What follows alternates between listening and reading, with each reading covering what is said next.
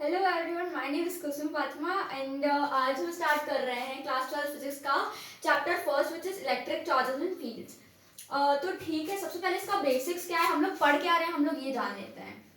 तो जो हम लोग का क्लास 12 फिजिक्स में चैप्टर फर्स्ट है और चैप्टर सेकेंड है वो है इससे रिलेटेड, इलेक्ट्रोस्टैटिक्स से रिलेटेड। मतलब इलेक्ट्रोस्टैटिक्स होता क्या है, study of charge at rest.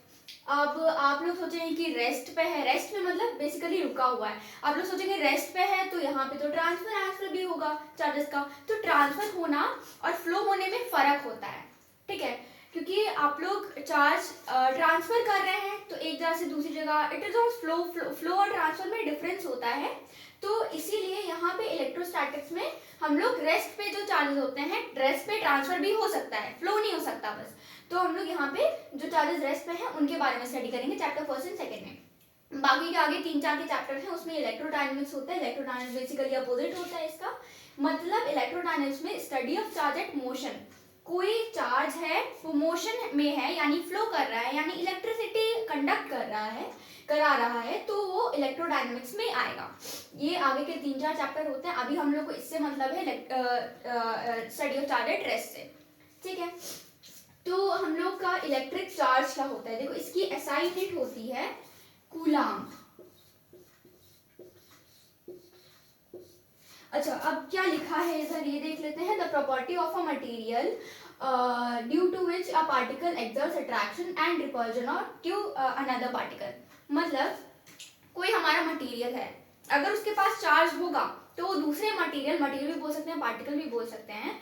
तो हमारे पास कोई एक पार्टिकल है and we have another particle. तो अगर उस पार्टिकल पे जो हम लोग के पास है उसके पास कोई चार्ज होगा तो वो दूसरे पार्टिकल पे अट्रैक्शन या रिपल्जन फोर्स एक्सर्ट करेगा, ठीक है। अट्रैक्शन रिपल्जन मतलब या तो अट्रैक्ट करेगा, या तो अपनी तरफ खींचेगा, या तो अपनी तरफ से दूर फेंकेगा। इट डिपेंड्स कि अट्रैक्शन रिपल्जन कब होगा, ठीक है। तो देखो अभी यही बता रहे हैं अट्रैक्शन रिपल्जन कब होगा। तो देखो चार्ज होते हैं, चार्ज आर ऑफ 2 टाइप्स, ठीक है। एक होता है हमारा पॉजिटिव चार्ज, एक होता है हमारा नेगेटिव चार्ज। अब चार्ज की डेफिनेशन चलो बहुत ठीक है, लेकिन अगर हम लोग इसको और सिंप्लीफाई करना चाहें तो हम क्या कर सकते हैं। केमिस्ट्री में पढ़ा होगा, केमिस्ट्री में क्या होते हैं, न्यूट्रल एटम्स होते हैं, ठीक है। न्यूट्रल एटम्स मतलब प्रोटॉन्स इलेक्ट्रॉन्स इक्वल हो गए। अब भाई प्रोटॉन्स के ऊपर कौन सा चार्ज होता है, पॉजिटिव। इलेक्ट्रॉन्स के ऊपर नेगेटिव चार्ज होता है। अगर पॉजिटिव और नेगेटिव चार्ज इक्वल हो गए तो क्या कोई चार्ज बचेगा एटम पे, नहीं बचेगा। तो this is why they are called neutral atoms. Neutral atoms यानी जीरो चार्ज, यही चीज लिख रखी है यहाँ पे। न्यूट्रल एटम्स है यानी चार्ज जीरो हो गया, ठीक है। यहाँ पे कुछ एग्जांपल्स दे रखे हैं बट पहले हम लोग इसको अच्छे से क्लैरिफाई कर लेते हैं। हमारे पास कोई एटम है, ठीक है। उसने क्या किया, उसने इलेक्ट्रॉन्स दे दिए, ठीक है। अगर कोई एटम है, हम लोग एक एटम ले लेते हैं, उसने समझिए इसके पास 4 इलेक्ट्रॉन्स है, एक इलेक्ट्रॉन दे दिया यानी एक इलेक्ट्रॉन गिव अवे कर दिया। तो उसके बाद कितना बचा इलेक्ट्रॉन, 3 इलेक्ट्रॉन्स बचे। अगर 3 इलेक्ट्रॉन्स बचे तो देखो इसके पास पहले कैसे थे, न्यूट्रल एटम में इसके पास कितने थे, न्यूट्रल एटम में इसके पास 4 ही इलेक्ट्रॉन, क्योंकि न्यूट्रल एटम है तो इसमें इलेक्ट्रॉन और प्रोटॉन इक्वल होंगे। 4 ही इलेक्ट्रॉन थे और 4 ही प्रोटॉन थे। पी प्रोटॉन का साइन है और इलेक्ट्रॉन ऐसे लिखा जाता है। तो 4 ही इलेक्ट्रॉन है और 4 ही प्रोटॉन है। लेकिन अगर हमने एक इलेक्ट्रॉन इसमें से निकाल दिया तो 3 इलेक्ट्रॉन बचे लेकिन 4 प्रोटॉन बचे।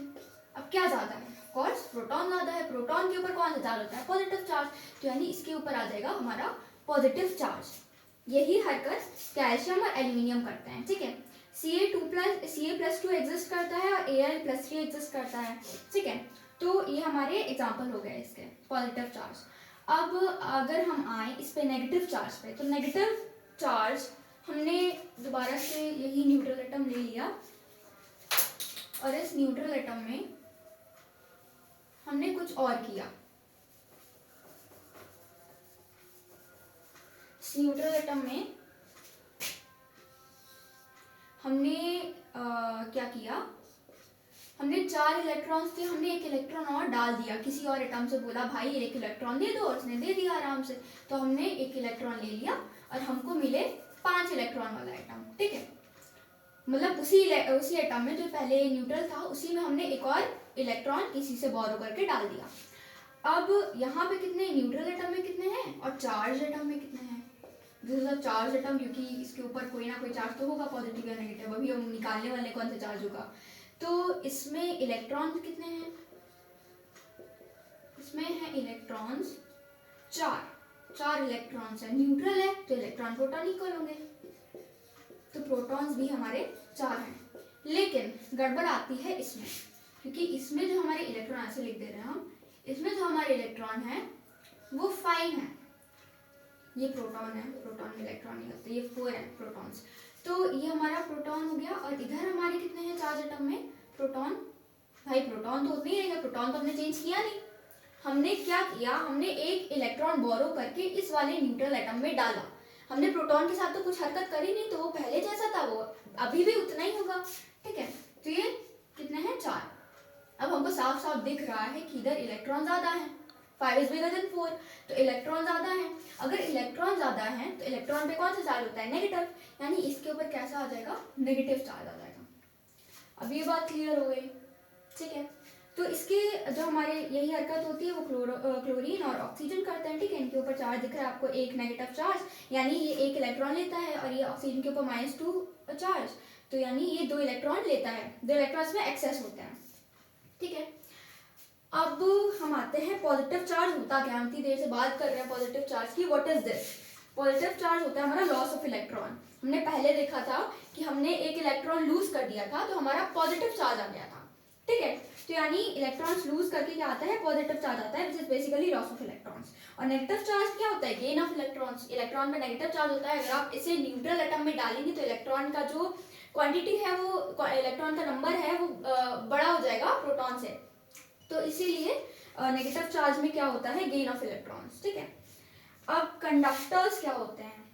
कंडक्टर्स बेसिकली कोई भी वो मटेरियल जो एक चार्ज को एक जगह से दूसरी जगह ले जा सकता है, ठीक है। विच मीन्स कि ये गुड कंडक्टर्स ऑफ इलेक्ट्रिसिटी हैं, क्योंकि अभी हमने बोला कि एक चार्ज को वो एक जगह से दूसरी जगह ले जा सकता है। अगर कोई मटेरियल एक चार्ज को एक जगह से दूसरी जगह ले जा सकता है, इसका मतलब ये है कि वो इलेक्ट्रिसिटी कंडक्ट कर सकता है, इसका यही मतलब हुआ। तो यानी कंडक्टर्स वो होते हैं जो एक चार्ज को दूसरी जगह ले जा सकते हैं, एक जगह से दूसरी जगह ले जा सकते हैं।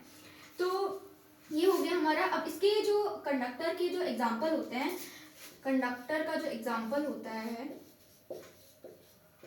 सिल्वर हो गया हमारा, कॉपर हो गया, ठीक है।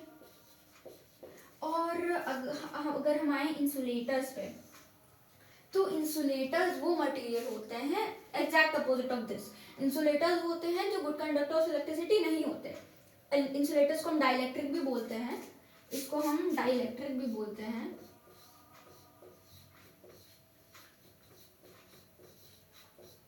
तो materials which can not carry a charge from one place to another, मतलब वो एक जगह से दूसरी जगह नहीं ले जा सकते चार्ज। अगर नहीं ले जा सकते वो इलेक्ट्रिसिटी कैसे कंडक्ट करेंगे? नहीं कर पाएंगे। तो कंडक्टर्स ले जा सकते थे इसलिए वो इलेक्ट्रिसिटी कंडक्ट कर पा रहे थे, लेकिन इंसुलेटर्स नहीं ले जा पा रहे हैं इसलिए वो नहीं कर पा रहे हैं। तो इंसुलेटर्स इलेक्ट्रिसिटी नहीं कंडक्ट कर पाते हैं और वो चार्ज की जगह से दूसरी जगह नहीं ले जा सकते। अब इंसुलेटर्स के तो एवरीडे लाइफ में भी बहुत बहुत ज़्यादा एग्जांपल्स हैं। इंसुलेटर्स हमारे हो गया, पेपर हो गया, ठीक है, वुड। जब कोई इंसान इलेक्ट्रिक्यूट होता है तो हम लोग उसको टच करेंगे तो हमारे अंदर से भी इलेक्ट्रिसिटी ऑफ कोर्स कंडक्ट हो जाएगी, तो हम लोग खुद इलेक्ट्रिक्यूट हो जाएंगे उस बंदे के साथ साथ। तो इसीलिए हम लोग वुड का यूज़ करते हैं उसको हटाने के लिए इलेक्ट्रिसिटी सोर्स से।